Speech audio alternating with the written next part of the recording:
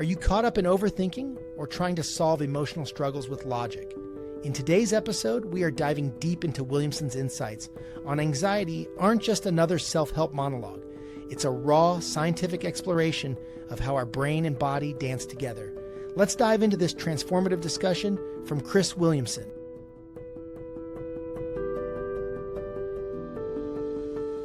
This is like a little three-parter to consider the relationship between our mind and our body. And Dr. Russell Kennedy, the guy that wrote Anxiety RX, he is an MD, he's a neuroscientist, and he was a psychiatrist as well. This guy was very credentialed, but he had quite a sort of forward-thinking view when it came to anxiety. Medical credentials meet radical thinking. When a neuroscientist challenges traditional mental health approaches, it's time to lean in and listen closely.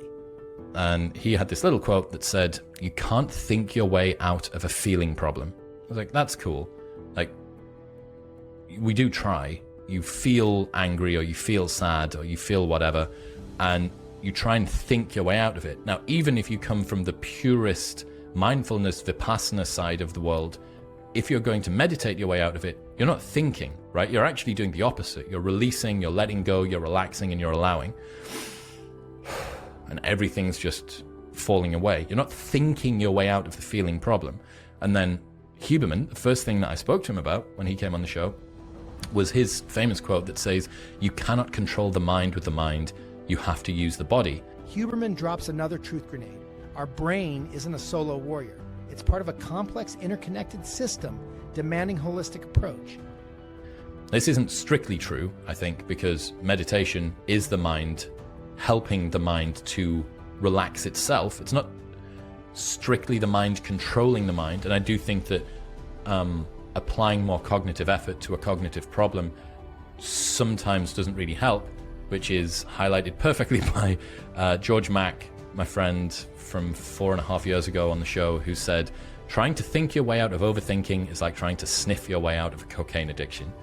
And those three together, you can't think your way out of a feeling problem. You cannot control the mind with the mind. You have to use the body. And trying to think your way out of overthinking is like trying to sniff your way out of a cocaine addiction. The most savage yet accurate description of overthinking ever dropped in a podcast. Sometimes you need tough love.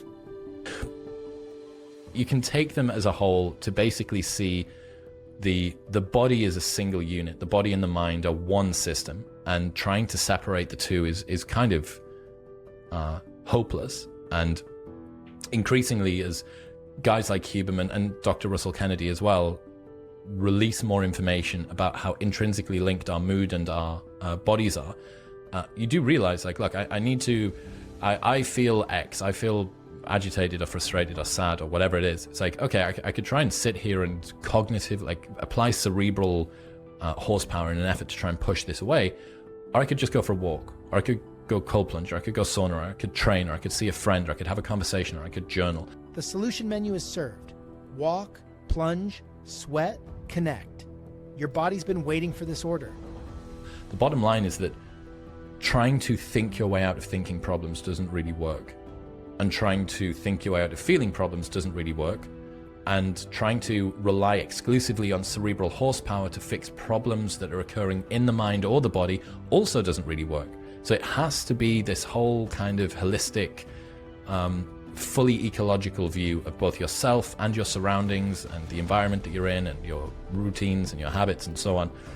And, you know, if you listen to this show and you are obviously an unbelievably mindful, very well-balanced, insightful person, because they're the only people that listen to this podcast, if that is you, I do want to warn you about the temptation of tumbling into praying at the altar of sort of cerebral horsepower too much. You know, we learned some fucking amazing stuff on this podcast, like things that I couldn't have even imagined were things to learn. And it's so fascinating and so insightful, and I can only presume that if it's even 1% as interesting for you guys as it is for me, then it means that you're going to be blown away by the power of the human mind. And what you get to see, especially on this podcast, is some of the best minds in the world's minds on display. You get to see them just like cracking their skull open and just allowing this information to fall out of them. Imagine having front row seats to the Olympics of intellectual discourse.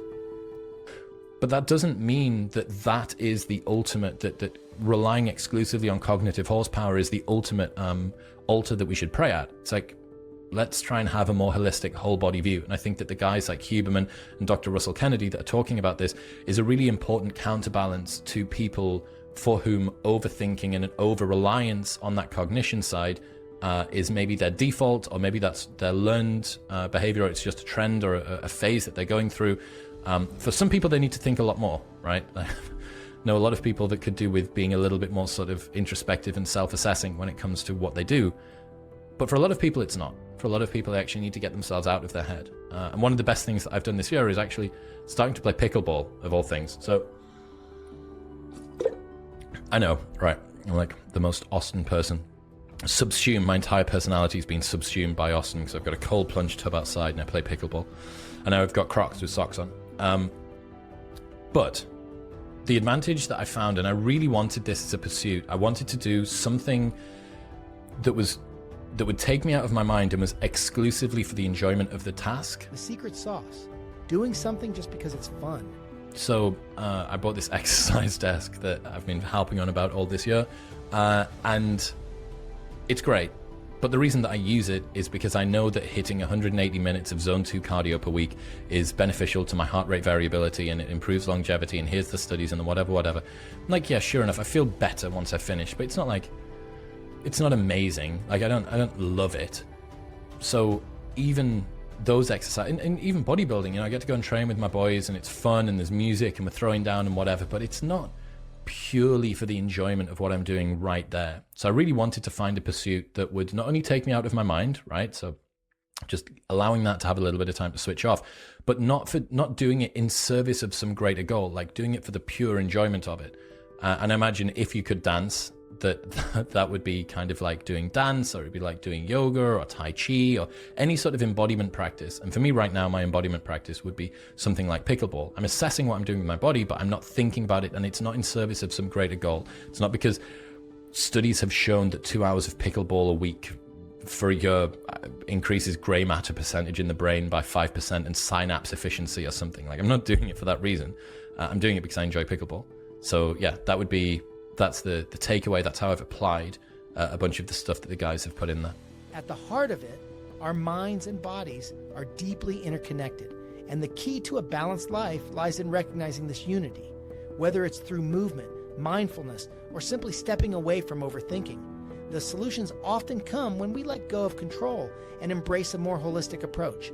Remember, it's not about achieving perfection, but about finding what works for you. If you enjoy this conversation, be sure to share it with someone who could use a fresh perspective. Until next time, take care of your mind and your body.